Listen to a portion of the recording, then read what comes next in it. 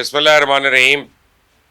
لوگ مجھے پوچھتے ہیں کیا یو اے کا آخری حصہ آنے والا ہے, اس کی یو اے کی تباہی ہونے والی ہے. تو میں ان کو کہتا ہوں no, the end of you a is here. 7 ریاستوں کا اتحاد خطرے میں ہے. ایک ریاست علیحدگی کا اعلان کرنے والی ہے ان میں سے. معاشی بحران یو اے کی دہلیز پر ہے اور تباہی کا سفر شروع ہو چکا ہے. آپ دیکھ رہے ہیں مبشر لقمان چینل. یہ یو اے پارٹ 2 ہے, پیلسز آن گریو یارڈز, یعنی قبروں کے اوپر بنے ہوئے محل. یہ ہے کہانی یو اے کی. اگر آپ یو اے کے سیاسی معاشی حالات اور مستقبل کے بارے میں وہاں موجود کسی آدمی سے پوچھیں تو وہ آپ کو بتائے گا یہاں تو سب کچھ نارمل ہے.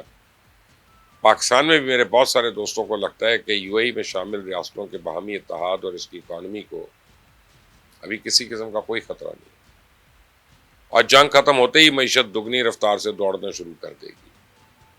تو میری ذاتی رائے تھوڑی سی مختلف ہے. میری نظر میں وہاں سب کچھ نارمل نہیں ہے. یو اے جس معاشی دباؤ کا شکار ہے, آنے والے دنوں میں اس معاشی دباؤ کی کوک سے وہ سیاسی بے چینی جنم لے گی جس کے بعد 7 ریاستوں کا یہ اتحاد ہمیشہ ہمیشہ کے لیے فوت ہو جائے گا. آثار تو پیدا ہو چکے ہیں, آنے والے دنوں میں کچھ بھی ہو سکتا ہے, اور ایک ریاست تو کسی وقت بھی اتحاد سے علیحدگی کا اعلان کر سکتی ہے. یو اے کے حکمران خاندانوں میں پائی جانے والی بے چینی کی اصل وجہ پالیسی کے اختلاف نہیں, بلکہ وہ معاشی دباؤ ہے جسے تمام ریاستیں اس وقت دوچار ہیں. آپ فجیرہ کو دیکھیں, عجمان, العین, شارجہ جائیں, ہر جگہ ایک جمہوریت طاری ہے. حتیٰ کہ دبئی تک کی روشنیاں مان پڑ چکی ہیں. ایک نامعلوم خوف ہے, پراسرار سرگوشیاں اور سمجھوتا سمجھ نہ آنے والے اشارے. سرمایہ کی اس عالمی منڈی میں چھپائی ہوئی زندگی بتا رہی ہے کہ ابوظہبی کا اصل امتحان شروع ہو چکا ہے.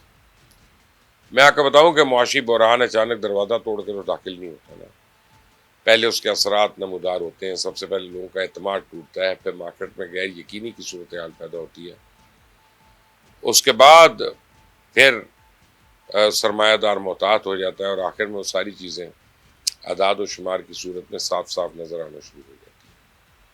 اور یہی وہ سٹیج ہوتی ہے جسے ہم بحران کا نام دیتے ہیں. تو اگر آپ یو اے کی روزمرہ کی زندگی کو دیکھیں تو وہاں آج بھی کاروبار تو چل رہے ہیں, لوگ کام کر رہے ہیں, شہر فعال ہے. روزمرہ کے امور کو دیکھتے ہوئے کام مزدور یا ملازم سمجھ رہا ہے کہ یہاں سب کچھ نارمل ہے, کیونکہ ایک ملازم یا مزدور کے لیے نارمل سی کا مطلب تو یہ ہے کہ اس کی نوکری قائم ہے, اس کو تنخواہ مل رہی ہے.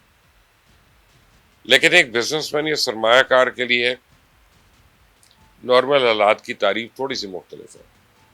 خطے میں کشیدگی, جنگ کا خطرہ, انشورنس ریٹ میں اضافہ, تیل کی سپلائی میں کمی یا قیمتوں میں معمولی سا بھی رد و بدل اس وقت فیصلے بدلنے پہ مجبور کر سکتا ہے. آپ ذرا یو اے کے اکنامک ماڈل کو سمجھیں. یو اے بنیادی طور پہ بیرونی سرمایہ کاروں اور عالمی بینکنگ سسٹم کے اعتماد کی وجہ سے کھڑا. حالیہ جنگ نے اس عالمی اعتماد کو اگر مکمل طور پہ ختم نہیں کیا تو متزلزل ضرور کر دیا.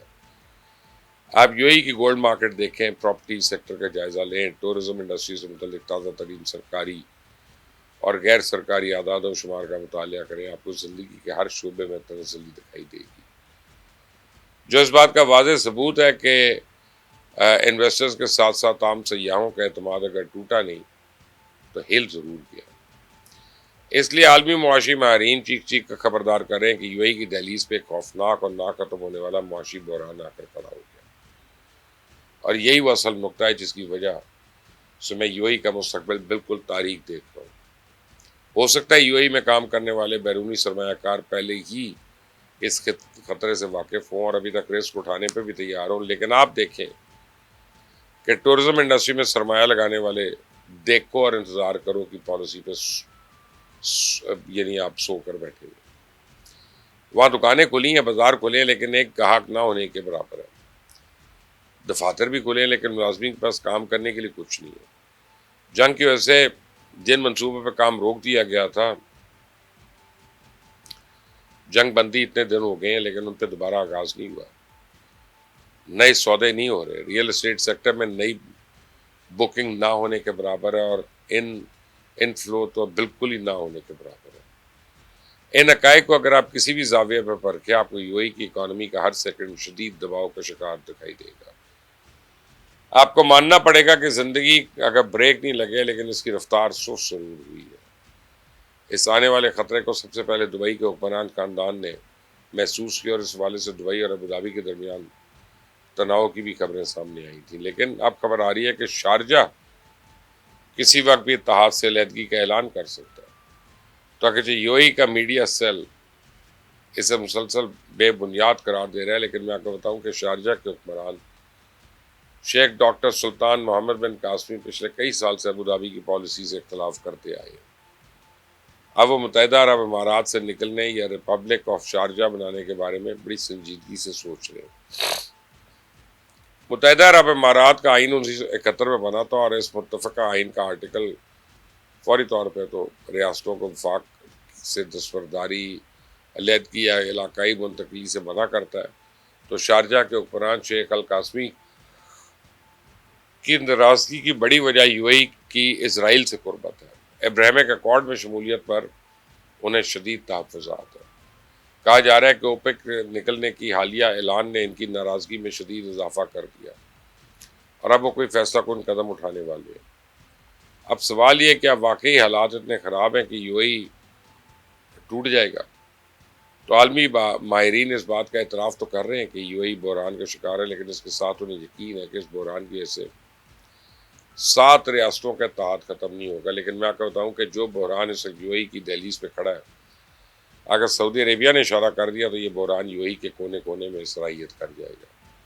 اور اگر آپ مجھ سے پوچھیں تو میں آپ کو کہوں گا حالیہ معاشی بحران کی وجہ سے متحدہ عرب امارات انتہائی کمزور اور لاغر ہو چکا ہے، اور اس دیوار کو اب صرف ایک اور دھکے کی ضرورت ہے، یہ آسانی سے گر جائے گی۔ آپ صرف ایک لمحے کے لیے میری بات پہ غور کریں۔ یو اے ای کی اصل طاقت باہر سے آنے والا پیسہ، قطع نظر اس کے یہ پیسہ کالا ہے یا گورا۔ دیکھنا صرف یہ ہے کہ اگر جنگ دوبارہ شروع ہوگی تو کیا یہ سرمایہ وہاں پہ موجود ہوگا؟ یو اے ای کے حکمران اپنا اور اپنے لوگوں کا دفاع کر پائیں گے؟ اور اگر امریکہ اس خطے سے نکل گیا تو پھر انہیں سلامتی کی ضمانت کون دے گا؟ تو کیا ایران یو اے ای کو چین سے جینے دے گا؟ یو اے ای نے یمن، سوڈان اور صومالی لینڈ میں مداخلت ترک نہ کی تو کیا سعودی عربیہ چپ بیٹھا رہے گا؟ تو میں دعوے سے کہہ رہا ہوں کہ اسرائیل، قطر، کویت، عمان اور بحرین سب ایک ہو جائیں گے، تب بھی یو اے ای کا دفاع نہیں کر پائیں گے، کیونکہ یو اے ای نے اس خطے میں جو چنگاری سلگائی تھی وہ آج ایک شعلہ بن گئی، اور پورے مڈل ایسٹ اس وقت ان شعلوں کی تپش محسوس کر رہا ہے۔ یو اے ای نے ابھی صرف اوپیک سے نکلنے کا اعلان کیا، کسی سے نہیں، خلیج تعاون کونسل اور ایرانی یعنی او آئی سی سے بھی علیحدگی کر لے گا۔ اور یہ میں بات اس لیے کہہ رہا ہوں کہ اسرائیل کے اشارے پہ یو اے ای نے صومالی لینڈ کو تسلیم کرنے کا فیصلہ کر لیا، جس کا صرف اعلان باقی ہے۔ اور اب اپنی اسکرین پہ آپ صومالی لینڈ کی جگمگاتی اس عمارت کو دیکھیں اور اس کی دیواروں کو پر روشن ہونے والی تحریر کو پڑھیں، آپ کو پتہ چلے گا یو اے ای سے ابھی صرف اس نے صومالی لینڈ کو تسلیم نہیں کیا، لیکن صومالی لینڈ یو اے ای کا پیشگی شکریہ ادا کر رہا ہے۔ تو آپ میری بات لکھ کے رکھ لیں کہ ماحول بن چکا ہے، تباہی کی طرف سفر شروع ہو چکا ہے۔ اب کوئی ایک واقعہ، ایک چال، کوئی ایک حملہ، کوئی ایک چنگاری 7 ریاستوں کے اس اتحاد کو ٹکڑے ٹکڑے کر دے گی۔ میں آپ کو لکھ کر دینے کو تیار ہوں کہ یو اے ای کا مستقبل بہت پیچیدہ اور تاریک ہے، ڈوبتے نہ جائیے گا ادھر۔